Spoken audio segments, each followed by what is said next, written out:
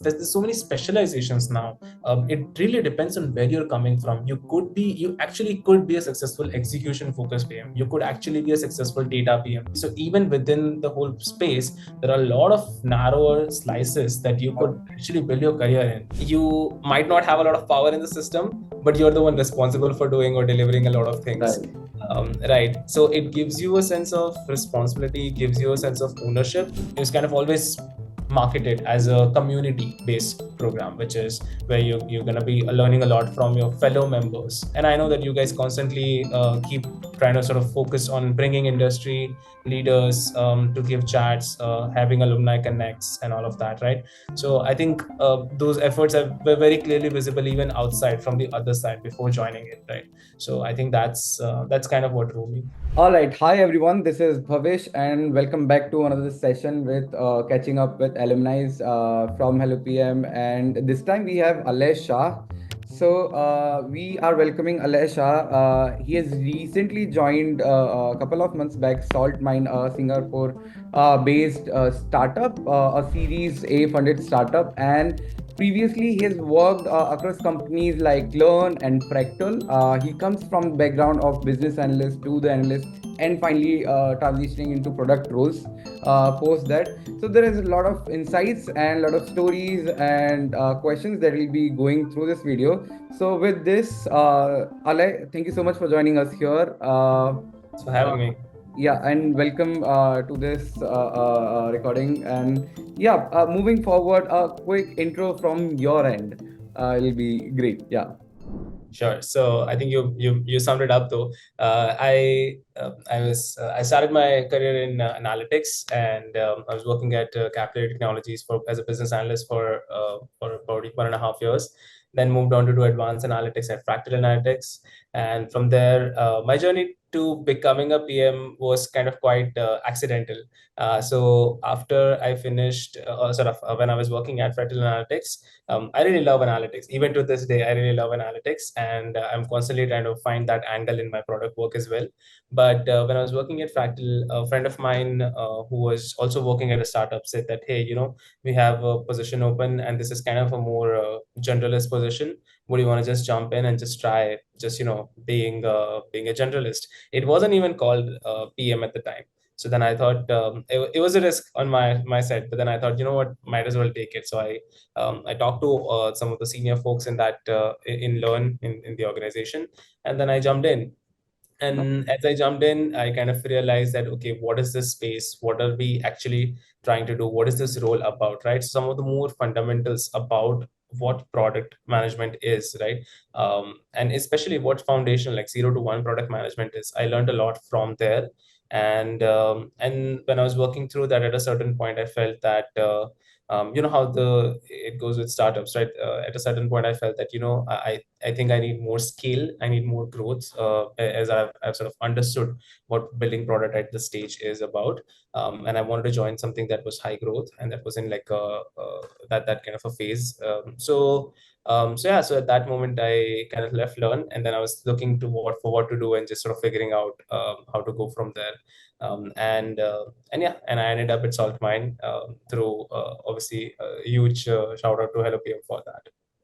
Awesome, awesome. I mean, you have fairly covered the whole story in a Yeah. nutshell. There's a lot of nuances that will be going in detail, and Mhm. definitely we'll be talking around the time we connected, I guess, before the salt mine. We Yeah, were, absolutely. we were connected. So, awesome, awesome. So, moving forward, let's take a little step back and, we'll initiate the series of questions before you explore the whole space, right? So Mhm. you mentioned, you started with the journey as a journalist, right? I mean, way before getting to know and understand product role, you Yeah. started with journalist. So Hmm. how this whole thing transitioned into the product role, coming from analytics journalist part, and how Hmm. you came to know about, okay, this is something as product role, Yeah. and this is something that I would like to explore. What was your idea at that point of time? Basically, the goal at that time, and this is something I strongly believe in even today, especially for 0 to 1 product building or anything 0 to 1, is that if you're a generalist, your job would be to do what's most important for the company, or just sort of do what's most important, what's the most crucial part for their organization. And that could be setting up the data, or sort of, let's say, product instrumentation framework, because there's no data. Or that could be figuring out how the product team should be structured, who should be sort of where, or sort of figuring out pricing strategy. It could be just like completely different things that you would be working on as a generalist. So when I was working, when I joined, I initially joined with an idea of how do I take whatever I've learned in analytics and apply it here, right? But in analytics, the interesting thing is you get the data. So data is handed to you Yeah. on a platter, and then you, as a raw ingredient, and then you make things out of it, right? But where is the data coming from? That kind of drew me that, okay, what is the origin of that data? And more often than not, that origin of the data is product, right? Like how people are using the product at the front end and the back end of the product. So my idea was that, what, I'm gonna come in and I'm gonna just think a lot more about how do we generate good data from it, so that we can learn on the other side. And Yeah. that is how I joined being a generalist, which is something that I did over there. But then as the kind of usage increase and all of those things stabilize, I moved on to other projects which were more around defining what kind of products we want to do, actually parallelly doing product management and sort of figuring out that how are we going to build these products, etc. And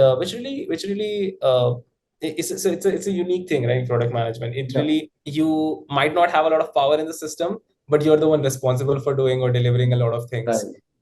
Right, so it gives you a sense of responsibility, gives you a sense of ownership, and this constant state of always battling with unknown. So I think that's something that I was drawn to, and it's really like spoke to me. It really appealed me, and I think that was one of the reasons I decided, I think that's what I should go ahead with. There is a whole different segment out in the market who understands the whole product role as someone who comes with so much of power, authority, or mini CEO sort of. Is it so from your experience? No, no. I mean, so again, my experience has been limited to Yeah. smaller companies, right? Startups specifically, and especially in high-paced startups, right?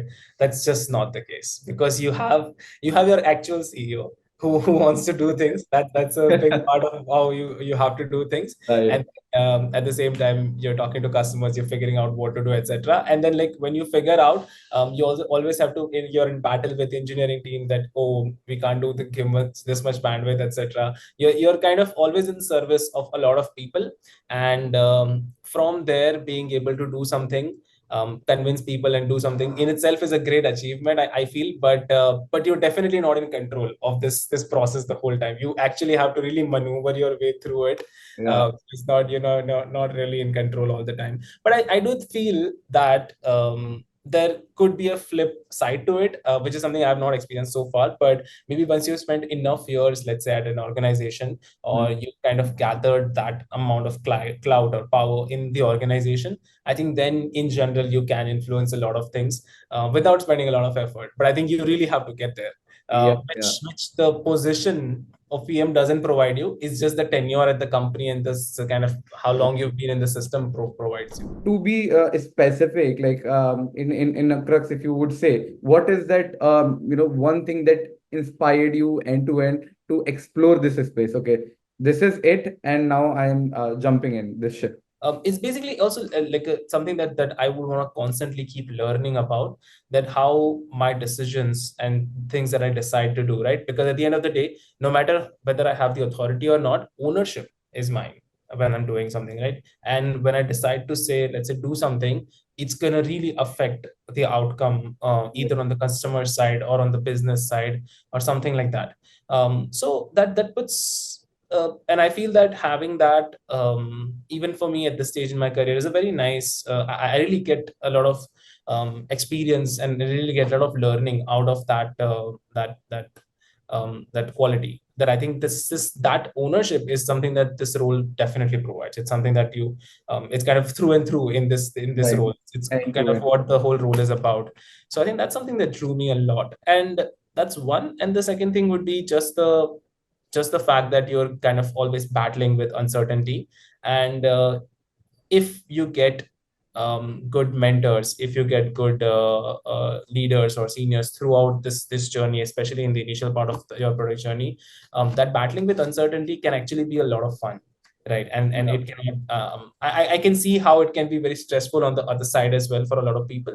But if you get good mentors, good leaders, etc., who understand this value of sort of how difficult it is to battle with uncertainty, it can actually be a very rewarding experience. So I think both of these would be like something that continues to draw me in. Now, moving forward with this, your exploration into the whole product space, from like building 0 to 1, and then exploring your career arc, I would say. So, what was that time when you landed across HelloPM? How you like came around HelloPM? I quit my job about last year without any backup or anything, right? Because I think at a certain point I was just burnt out, and I felt that I couldn't do this anymore. So I did that, and then I just chilled out for about a month, and then I started thinking about, okay, what do I want to do? So I kind of polished up my resume, started applying at multiple places, but somewhere closer towards the end of last year. The neither was the market too well, or nor was my let's say, so what I was missing, I applied at a lot of places. So I spent a couple of months, applied at a lot of places, got handful of interviews, like 4 or 5 in like 2 months window, handful of interviews as an experienced PM, right? Like someone who had 3 years of experience. So a Yeah. handful of interviews, and even when I went to the interviews, things didn't go too well. So I realized that there were two gaps that I wanted to address. First was, whatever my experience was, I felt that I was not able to translate it well in the PM language, because I had kind of become an accidental PM, and I had done a lot of foundational work, which might not translate as a product work in the other organizations where I was applying, right? So how to contextualize what I've done, and put that in the language that the other person can understand, that is something that I felt was a big gap. And that was one. And the second thing was something that I definitely needed, was kind of just this tips and tricks, kind of just understanding what kind of questions are asked in interviews, what to do, Right. and even what kind of companies to target, etc., right? Like basically that part of it. So some of the core product skills that I can learn, so that I can contextualize my experience around it, and then basically how do I navigate through this time. So those two things is something I felt that I would need to learn. And I was looking for, so then I spent another month doing all of this, and then also parallelly researching, maybe what should I do, like should I be talking. So I also talked to a bunch of people on one-on-one solos, people who worked in the industry, and all of that. When I looked at HelloPM, the instructors especially kind of drew me in, basically, what the instructors and the kind of product background they were coming from. And I felt that for both of the cases, that are both the questions that I have, one is learning some core fundamentals for PM, and then using that to sort of contextualize my experience. That's one. And the navigating through the industry, sort of through this interview process, and connections, etc., is something. Networking is something I'd be able to get from this. So that was my major, and the curriculum also. I looked at the curriculum, which also felt very comprehensive. So kind of considering both of that, I decided, what, it's something I want to try out. So I joined HelloPM. I think I did have a call with Ankit first before Yeah. joining. Yeah, and which kind of convinced me that, what, I think this is good. This is gonna be good. Like, I'm gonna get some learning out of this, and it's gonna be worth it. So then I joined it. While you research, right? So mentors were the finalizing point, I would say, right? But while you Yeah. were researching, what was that scenario like? Because there are multiple people offering this. I think one of the things that I looked at was also like kind of, what are the areas you covered in your materials, right? Which is not just materials that was available on the website, but like social media and all of that, right? And I think in that case, I actually kind of looked at the entire LinkedIn page of Hello PM, and just went through like a lot of posts that Ankit has posted, as well. And it covered kind of a lot of different areas. and especially about both the sides of the core PM skills part, and then also about the interview part, right? Both of those things. There were a lot of articles that covered all of that, right? And I think basically just the quality of those kind of also solidified this. So I looked at all the other cohorts as well, and their courses and their pages as well. While some of the fundamental core skills kind of remain the same, right, across Right. the cohort, I think it's the language and the way in which they were written. I just felt that they were better quality, which is kind of that driving factor. But in terms of other factors that I was looking at would be batch size. I'd be looking at cost of the program, obviously, we'll be looking at, and instructors, like I mentioned. And one of the things that I definitely wanted to look at was interaction between the alumni, as well as interaction between, so basically students and alumni, as well as like across students. And in that sense, also, I felt that there was it was much it was kind of always marketed as a community based program, which is where you're going to be learning a lot from your fellow members and the previous members. So I think all of those things kind of really drew me in, because I do feel that it's like I mentioned, one of the points that I did also have was of networking and of sort of expanding that Yeah. side. So I think that those were the things that I know that you guys constantly keep trying to sort of focus on bringing industry leaders to give chats, having alumni connects and all of that, right? So I think those efforts were very clearly visible even outside from the other side before joining it, right? So I think that's kind of what drew me.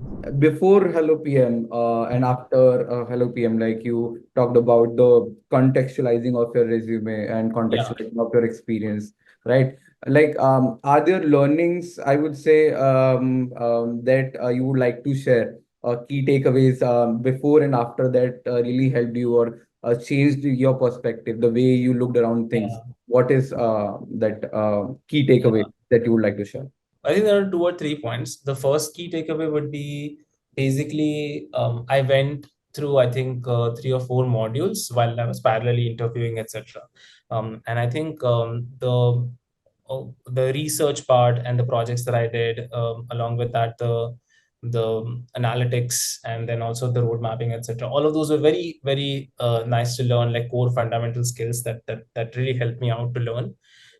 What was my biggest takeaway over there was, in that kind of first thing, was it's not enough that you just kind of learn these frameworks, learn all of this, right? Even if you learn all of this, it's not enough, because you really, really have to, the most crucial thing would be for you to see whether, like, just use common sense and see what is applicable where, right? The kind of companies you're going for, does this make sense? Like, what do you want to talk about when you're kind of even when you're doing the role job itself, right? What Right. is the need of the company? And that's how you kind of structure things, right? So to be able to differentiate that, not everything has to be applicable everywhere. So that's okay, like if you don't go with like a full structured approach and just kind of improvise, but you have to kind of be doing it in the right direction. That was my one big takeaway, because that makes me come to the second point, because based on my experience, I think like there was a big disconnect, is what I learned, from what I was applying at versus where I was coming from, with my experience, right? I was coming from an experience of 0 to 1 core B2B product building. And now if I'm trying to go and apply for like a high scale B2C company, etc., there would just be a lot of challenge over there, was what I would say. Obviously nothing's impossible or anything, obviously. That's very fair, that people kind of have made those transitions. But I learned that what I took away from that was I needed to put a lot of attention on where I was applying, right? Because every time you're applying, it's a lot of effort, because you're curating your resume, you're kind of applying in, and you can't apply it for more than 3 or 4 places, even in a day, because if you're doing it like very diligently. So it really, like one of the big takeaways for me was, this came out from throughout the course of the cohort, through the conversations with mentors, and Ankit. So Ankit, Vanilla, especially the conversation with them, I kind of realized that I need to really figure out what kind of companies I want to apply for, and where I would have also the best shot given my experience. right? So that was my one of my big takeaways on how to actually do that. And the second big takeaway for me was how to kind of navigate this interview space, wherein our conversation that we had also comes in, factors in uh, on how do you treat this as a funnel, right? How do you treat this as a product problem, that you want to get more interviews, or you want to get, let's say, an offer. You need more interviews, gone through more rounds, and then before that you need more acceptance in terms of people responding back to you for your interview requests. And for that you need to apply, not at more places, but apply in a more effective channels and more effective strategies, right? So you've given me some information, and actually I did get like 2 or 3 interviews from that methodology as well. So I think that was also a great takeaway for me. Like we talked about a lot of things. So one thing that you would say that one learning that you are utilizing from HelloPM in your day-to-day work today. So what it would be? I think prioritization.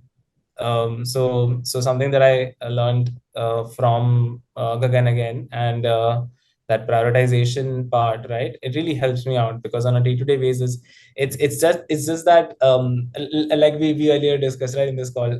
You're kind of in a service of a lot of other people, because you're in Right. service of the PA, the CEO, and you're in the service of the engineering team and what they think is the easiest solution, and the customers and all of that. And you're kind of in service of a lot of these people, and it's very easy to get overwhelmed because there's just so much to do.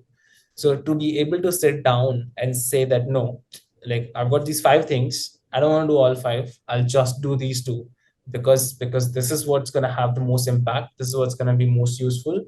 And let's say, also considering this is where I have my engineering bandwidth or design bandwidth, etc. So these are what's going to be quick wins for us, or this is worth, even if it's difficult to do. That sense, right? And I think as you go on in this field, it sort of becomes a second nature, becomes intuition.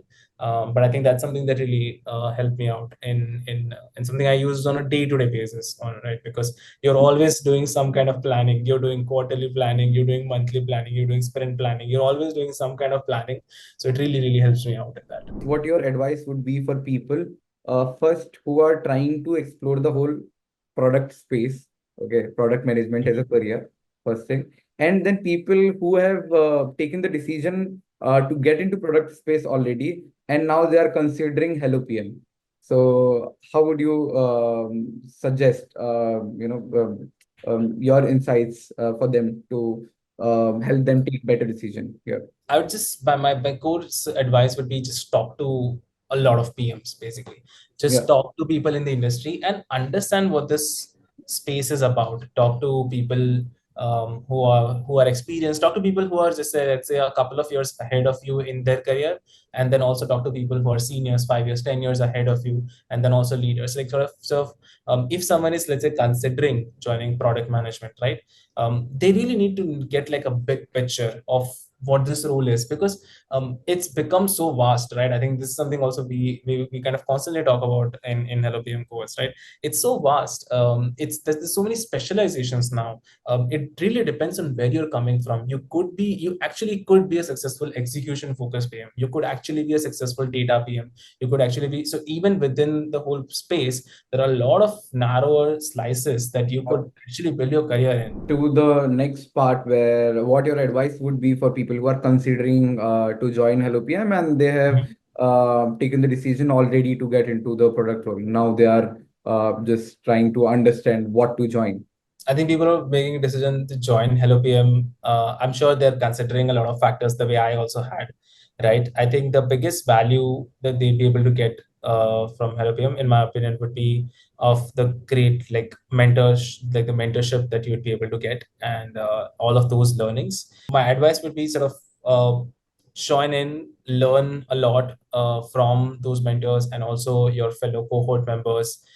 Reach out to alumni from the network, and just see, just again, like, talk to them and understand more about their position, etc. Not really not initially just really directly coming in from a point of view of just getting a job, but actually just curiosity and just learning, just trying to make a genuine connection. And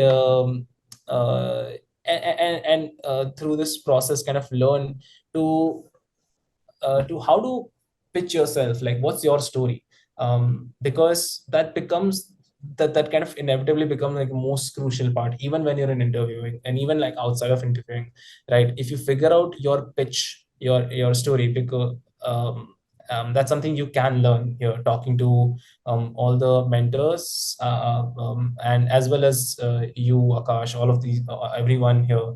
So that's something that you can constantly work on and learn, that how do I present myself in a way that highlights all of my experiences, which are not product specific, plus all the product learnings that I have, right? So constantly also keep working on that story, I think would be my big advice. And basically, what was your game plan? Going in, okay, as you talked Yeah. about targeted companies, understanding your story. What is it that really matters to you, right? What was your game plan?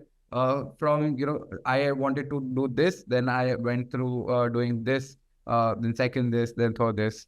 So if you could give us a My whole journey of this phase, or this looking for a job or unemployment, lasted 6 months. So I just kind of over time became okay with taking my time. So that was the just sort of just having that patience was a big thing. Through this course, right? Through this journey, like when I started, I was just applying for any company. I was thinking that, you know what, I have this much experience, and I'm gonna be have 3 years of product experience. That should be good enough for me to be a senior product manager, etc. And just kind of going a lot on hunches. And then uh, as I learned a lot more, talked to a lot of more people, went through the cohort as well. Like when I kind of did all of that, I specifically shifted to startups, because I realized that, okay, you know what, I still want to stick to startups, and that's also where I have the best shot. I narrowed it down to B2B companies that I'd want to have, let's say, Series B. So kind of companies who are in 0 to 1 or 1 to 10 scale B2B. That's the companies that I want to go for, because that's the experience that I'm coming from. I think the biggest thing for me that changed the game for me was, um, and there's something Vanilla. I had had a conversation with Vanilla earlier on, in during our research part of the cohort, where she had said that you should not let the interviewer be in charge of the interview. Right. And I didn't really know how to do that, because I was kind of always coming from this insecurity that, hey, I have this. I was kind of an accidental PM in the previous company, which wasn't at that scale. Would I be able to show my value, etc.? So how do I actually even be in charge of the interviews? But then when like I mentioned earlier, if you figure out your pitch, that really allows you to kind of make sure that how their next questions are going to be curated. Figured out my pitch as, and this was after going through a series of interviews. And so for me, I would still go back to, like, what is the most important question in an interview? Would be, tell me about yourself. Is the most important question. I would say, and it's not just a space for you to just kind of rattle off your resume, but really have that structured uh, summary about yourself that will prompt them to ask follow-up questions that you want them to ask. Right. So instead of just pitching myself as a PM, I started pitching myself as a foundational PM who had done basically 70% of the time spending in product related items, in 0 to 1 core product building items, and then the rest of the 30% items in doing whatever the organization requires me to do. Kind of when I put all of those together, it really allows me to convey this sense of that I know product building, I know 0 to 1 and how difficult it could be. I know how what organizations would want. Organizations would want someone, especially younger organizations, would not always be giving you, let's say, this is, let's say, the best product project, just do this. No, they'd at certain given moment, just changing, let's say, a filter or just doing like some menial work is going to get them that big deal. So they want someone who recognizes value of doing that menial work, which is not, let's say, high quality in terms of product problem or challenges, but recognize someone who can do that, but someone who understands why it's necessary, because it's going to help us win that big deal. So they're kind of, they're actually more, they are definitely interested in that, is something I learned from that, right? So curating my story and sort of taking charge in those like first 5 to 10 minutes of the interview, it really allows me to uh, land like the next 5 or 6 or like even like half of the interview in my kind of area, in my intended area. Once you have found that perfect matching company partner, right? Then what are the next 2 to 3 things in a quick summarized way that you would do if you were finding out? Yeah. In the research, let's say once I figured out some company that I think really sticks with me, first thing is I'm going to be thoroughly going through the JD, right? And if possible, I would also reach out to one of the other PMs working in that company on LinkedIn, and just sort of reach out to them and just have a, if they know the hiring manager, if they know whatever is the role about. And actually that serves as a great channel as well. If you find someone on LinkedIn who's working as a PM, and if they know hiring manager, actually you could just request them to see if they can have your resume directly go to the hiring manager instead of going through the channel where you're applying. Because when you're applying, you're competing with thousands of people. If you're sort of just routing via, and just if your resume directly gets to the hiring manager's desk or in their inbox, that really would be beneficial. So using that, basically going thoroughly through the JD, picking out those keywords and understanding what this role is about, going back to your resume, making sure that you make those changes and sort of reflect that yes, you have actual skills, in and kind of just make sure that it follows your pitch as well. So kind of just making that balance, floating in that resume via multiple channels. Either you could like we may discuss, either you could just directly apply through the portal, or you could apply via someone on LinkedIn and just help them, or you could find their email and hiring manager's email, and something you can try and reach out to them if possible. But you could try multiple things and see what works. And yeah, and if you get a response back, you would be able to basically you'd be able to in the interviews just sort of go with the pitch and just highlight those things that they are looking for, and really research the company when you go in, because you don't want to be underprepared in that way. You definitely be going through a lot of those PM interview experience, but really thoroughly research the company and the role so that you know a lot more about it. And that's something that they're going to really appreciate. So yeah, those would be the 2-3 things that I would do before going into the interview. Across the interviews that you have given, right? Which is like one of the most common question that you came across. I mean, definitely since there were a bunch of interviews, right? So Yeah. there would be a couple of questions that came in again and again and again and again. And yeah, I think definitely, like I mentioned, an underrated question would be, tell me about yourself, that everyone asks. And it's something where you could leverage that's a question that is also might not be very leveraged by a lot of people, because on the flip side, I've seen people kind of stumble or sort of fumble through that question, and just and that just is like a very easy win for you to get. So that's something to definitely pay attention to. And beyond that, I think the most common question that I've faced is a product discovery question. Typically, something along the lines of could be anything, lot, but along the lines of how do you create an alarm clock for blind people, right? Something like that. So that's kind of one of the most common questions that I've come across. And I think there are 3 kinds of questions. One would be the general questions, second would be product specific questions, and the third would be basically about your own experiences, etc. Right? In terms of product questions, this is one. And the second one, which is kind of also something that comes a lot, is basically taking any particular product that you like and just kind of how would you go about improving that product. yeah. Right. So that's one of the questions that also I've seen come across a bunch more. Context is basically for this question. You're not going to be designing a long clock by paper. That's not what it's about. It's not about how best finish or something that you could give to this product. No, it's about assessing your structured thinking and assessing how you look at something that's unknown and try to make sense out of it, right? So basically, whether you're asking the right questions or not is the most crucial part in this, right? Whether you're asking the questions about who am I building it for, what is its benefits going to be, what is the reach going to be, what is the goal of the company who's putting it out there, etc.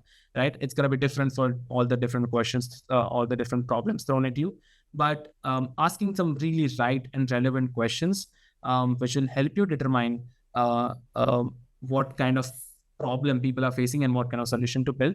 And then it's about basically how you deal with how what is your structured thinking approach. So from starting from that questions and then getting an answer to basically what would be the company's objective, or if I were designing, what would be my objective, why am I building it in the first place, right? Who am I building for?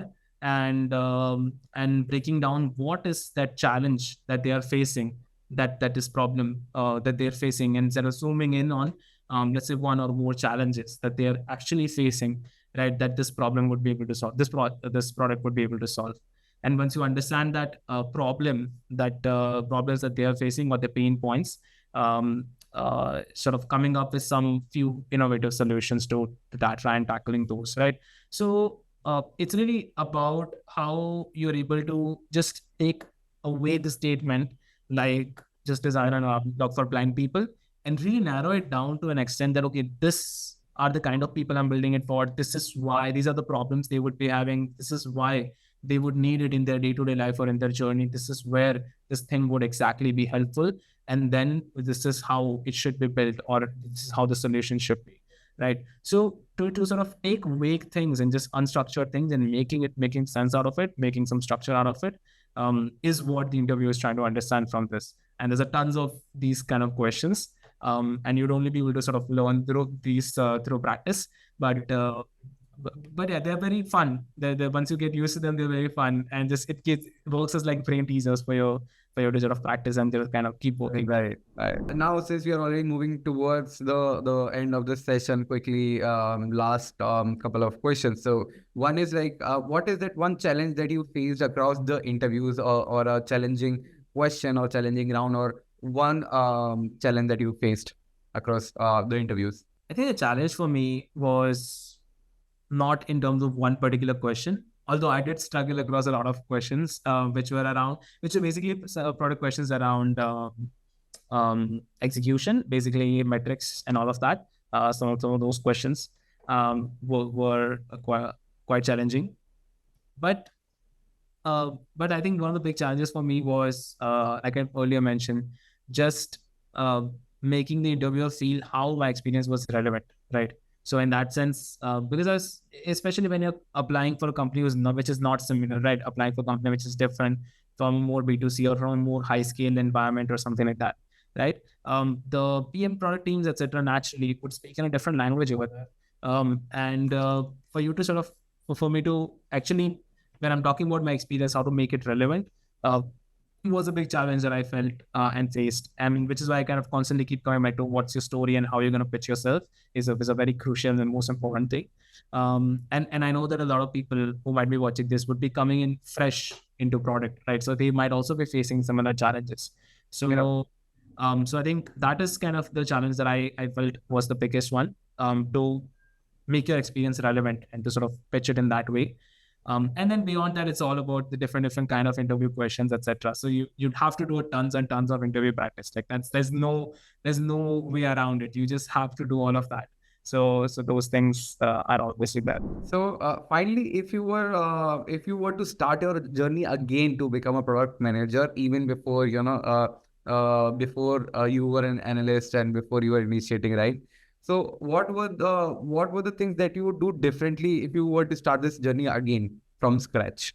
Today, the most important thing that I can think of is how AI is going to change the world and how it's going to reshape things.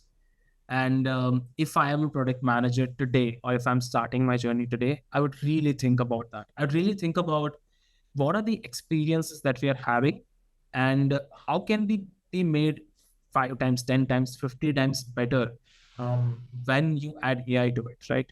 And not just think about the surface experiences, but also depending on the kind of industry that you have exposure to it, etc. Or even, let's say for me, if I'm starting as a fresher, then just understanding the kind of all the applications that I'm interacting with, all the things that I'm going through right now, applications that surround me, how can these experiences be made like 10 times, 50 times better using AI, and just really, really internalizing it.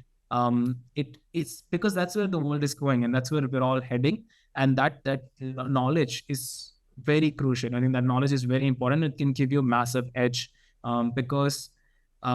because that's all product manager in future. That's what we're going to be doing. We're going to be building this. It's going to become a crucial component of product management, right? How you can leverage AI and make things, and it's going to be a default as we go ahead more and more. Yeah, thank you so much, and this really gives the understanding for people who are watching this video, and for people who are looking forward to get into this whole space and get their hands dirty.